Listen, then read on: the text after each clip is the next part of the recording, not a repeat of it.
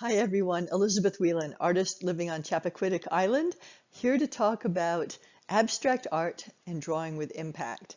So let's talk for a second about what is abstract art, and the definition has been debated for decades. I'm using here the Tate Gallery definition. Abstract art is art that does not attempt to represent an accurate depiction of a visual reality, but instead uses shapes, colors, forms, and gestural marks to achieve its effect. So that takes into account quite a bit. It actually also includes artwork like surrealism and some of the other earlier trends away from realism. We are going to actually talk today a little bit more about the abstract expressionists, the more recent, I'd say mid-1900s approach to abstract art, and then segue into modern day. So let me quickly take you through some examples of how we got to where we are in terms of abstract art. But first, I'd like to talk about what are the elements of abstract art. They really are the same as those of realistic art: line, texture, shape, form, color, and value, and also contrast within each one of those, meaning, okay, line, thin lines plus thick lines. Texture would be thin plus thick plus medium, both in the paint and in how you're applying it. Shape, form, color, likewise color, contrasting colors, harmonious colors used on purpose, or contrasting colors for a bit more tension. And likewise, value. Value refers to the light and dark aspect of any color and how that works within your painting. So dynamic, the definition of dynamic is constant change, activity, or progress. So creating impactful artwork often depends on some degree of action or some sort of way of getting your point across that causes someone to stop in front of your painting and take in the message or the concept, or even just the look if there isn't a particular concept behind it. So let's go back in the day to Wassily Kandinsky, and he was thought for many years to be the very first person who really became well known for abstraction. I am sure there were many artists playing around with these ideas, but he really rose to the forefront. And this composition X really brings into mind. You think about the late 1930s and what was going on historically, and also how the Art Deco period had just ended and that sort of thing. And you can see the influence in the colors. So Hilma af Klint is a Swedish artist, or was a Swedish artist, who we have only just recently rediscovered. She did these enormous works on paper. You can see the scale of them down at the left. And she actually was working at the same time as Wassily Kandinsky and had an exhibition or showed her work at least a couple of years before he did. So as we are discovering some of these artists, especially women artists, later, now their work is coming back to the surface. We're starting to rearrange what we think of in terms of art history and who discovered what, who was at the forefront. So Hilma af Klint, there is a very interesting documentary out right now about her life. Really interesting to watch someone recreate how they think she worked. And Piet Mondrian is one of those artists whose work we're pretty familiar with these days, but at the time his work was really thought of as very radical and obviously very abstract. Really dynamic work though, isn't it? If you think of it just in terms of design, so very bold, and how different from representational art of vases and flowers and that kind of thing. Most of us are familiar with Jackson Pollock and his work, especially the Drip series. He really obtained his renown from those. But I included this particular piece, Gothic, because this is one of the earlier works of his, where you can see the design aspect that he then employed with the drip paintings. The drip paintings, although they appear just to be a bunch of drips, they are part of a progression in his work, where he had a particular idea or complexity of design in his head as he went forth and created these new paintings. Now, we can go and recreate a Jackson Pollock ourselves, basically, by looking at how the pattern of his drips worked and doing something like that. But at the time, he couldn't he couldn't leapfrog his own process. He had to go from step to step, from the work that he did early in his career to those pieces he was doing before his rather short life ended. It's really worth looking at a book about Pollock and seeing how he started and where he ended up, and the changes that he made in his approach to art along the way. I've become very fascinated with Joan Mitchell recently. I hadn't really known that much about her. And once I started looking into her work, she was extraordinarily prolific and really managed to make a name for herself when it was so difficult for women to do so in the 40s and 50s. And she did drawings as well as paintings, very large scale, most of them, really dynamic and definitely impactful, worth seeing in person. And trying to think of this, here is a photograph of her, trying to think of this person and how she approached these canvases. I'm adding these pictures in along with this slideshow so that you can see the people who created the work. I think it's important to understand that just as all of these very diverse people created artwork and abstract work, that you can as well. I think it helps to actually see the artist. Cy Twombly was well known for his drawings in particular, and some of these drawings did include the use of paint. And he would paint and draw at a very large scale as well as a small scale, just really expressive pieces. Helen Frankenthaler also had a very long and varied career. The picture in the center at the bottom is her in the 1950s for a Life magazine article, and they took quite a number of really wonderful photos of her with these large pieces, and she continued to paint throughout her life. Robert Motherwell is very well known for huge black and white paintings, and this Elegy series was born from a motif that he developed after illustrating a rather, I guess, dark poem, that he felt was very brutal. And he found that in looking at how he was going to illustrate this poem, that he thought an abstract approach would be what he would do. And then he continued that sort of theme in his artwork going forward. Now, he also found he felt very tied to the 1930s generation and akin to the actions of the Spanish Civil War. And that poetry and that art really resonated with him.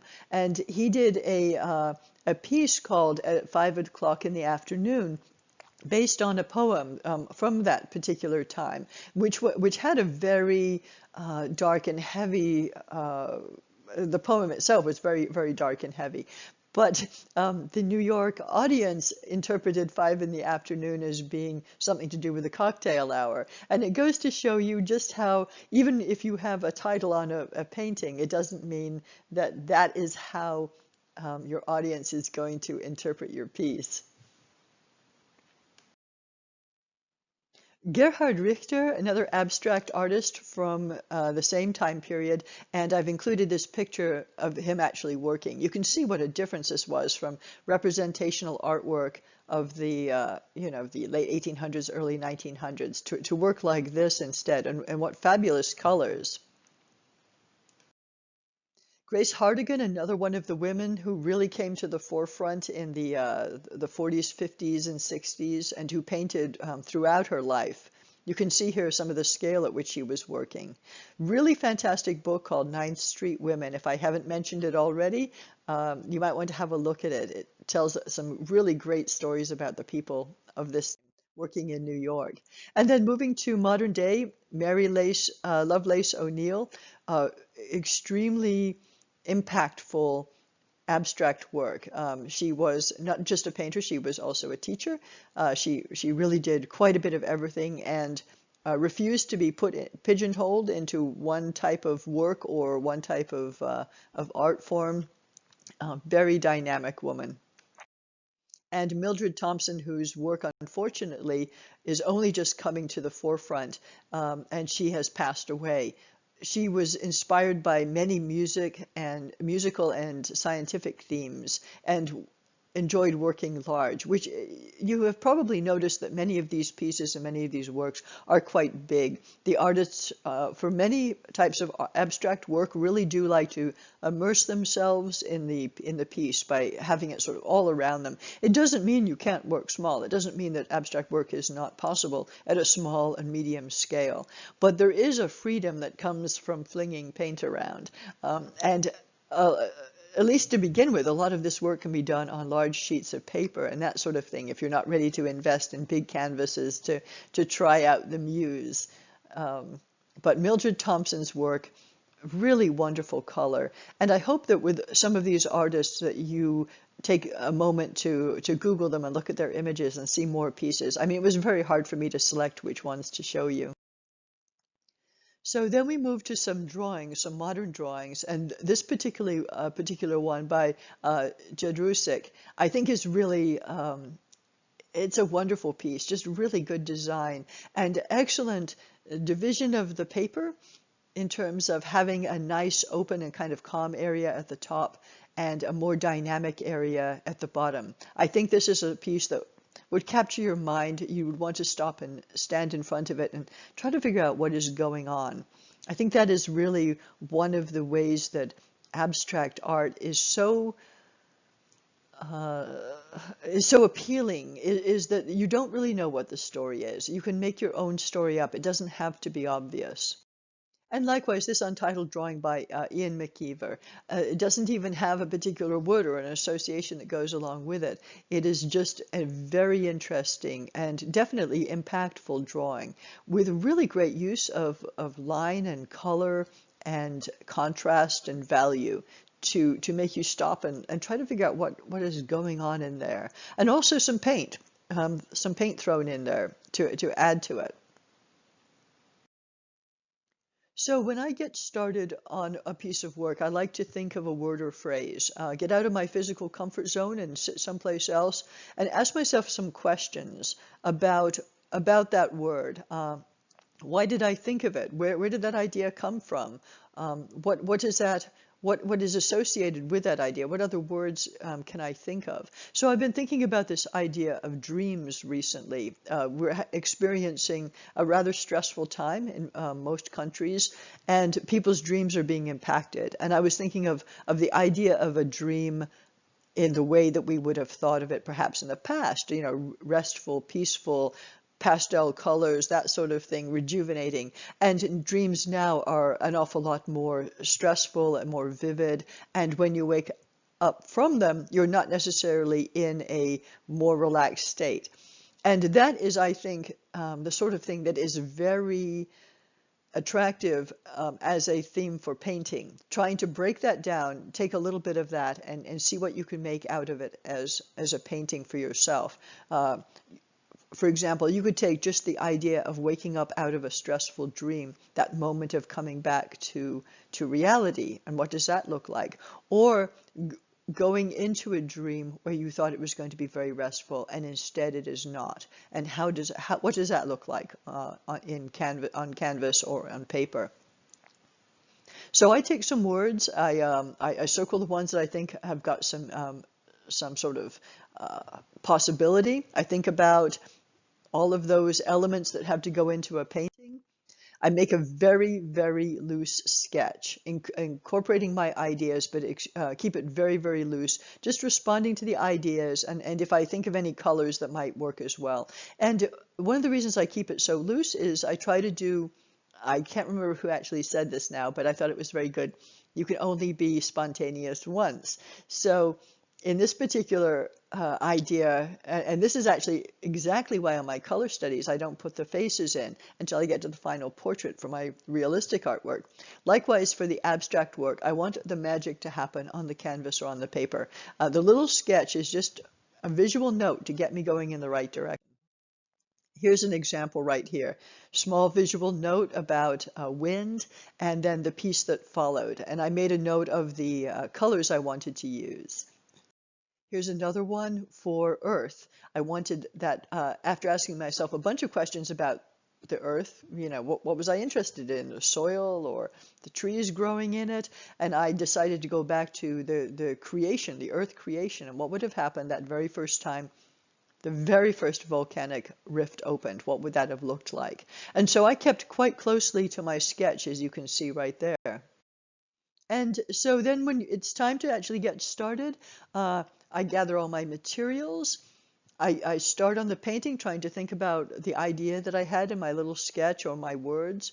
I get to a certain point, stand back and look at it and reassess. If I need to make some changes, or if I need to completely course correct, or if I decide that going completely off on a tangent is actually a better idea, then I can go ahead and do that. If I feel I'm getting in the weeds, I put the piece aside, I stop, because I have found with abstract art that usually more is not better. So it's better to put it aside, come back to it another day. Perhaps I've decided it's finished at that point. Perhaps there are just a few small things that needed to be worked on. But there is definitely a benefit to putting the piece aside if you're not sure where things are going. If you haven't hit the target, if you feel you haven't really said what you want to, start another piece and try it again. This is how a series develops. You might end up doing a number of pieces on your idea, approaching it from different directions, breaking the idea down into smaller chunks. And here was an idea where I did change quite a bit what I was going to do. I thought I was going to do a piece on time that was very, very linear, very logical, showing the breakdown of time in the way humans have decided to break it down, hours and minutes and that kind of thing. When I started painting the piece, it turned out to be much looser. And I did still use markings that to me denoted artificial divisions of time, but I liked the more dynamic and I think more impactful result that I got this way by getting a little bit looser. So sometimes you do go completely off in a different direction. Likewise, I dropped the purple. I had put purple in there and I thought it was just too much, and it didn't seem to go along with the concept of time I had in my mind. And so you make changes. You're not in any way stuck with the idea that you had at the beginning. If you think of what the definition of dynamic is, constant change, activity, or progress, then if you make your actual process dynamic as well, and you're willing to make changes as you go along, your work will benefit from that. If you're willing to try new things, if you're a representational artist listening to this, give some abstract work a try. What's the worst thing that's going to happen?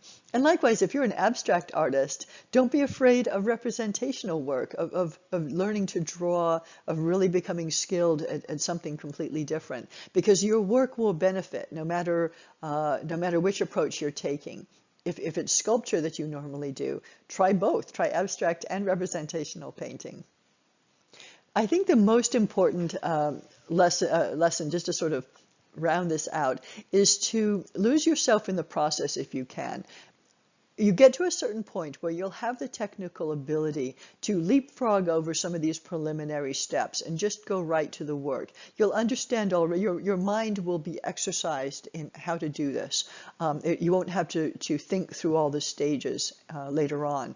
And you will be able to get to this point where your brain is really communicating with the tip of your pencil or the tip of your brush, and all the rest of the physical aspect sort of gets lost. And then you really can connect with whatever these ideas are in your mind. And what will get you there is practice.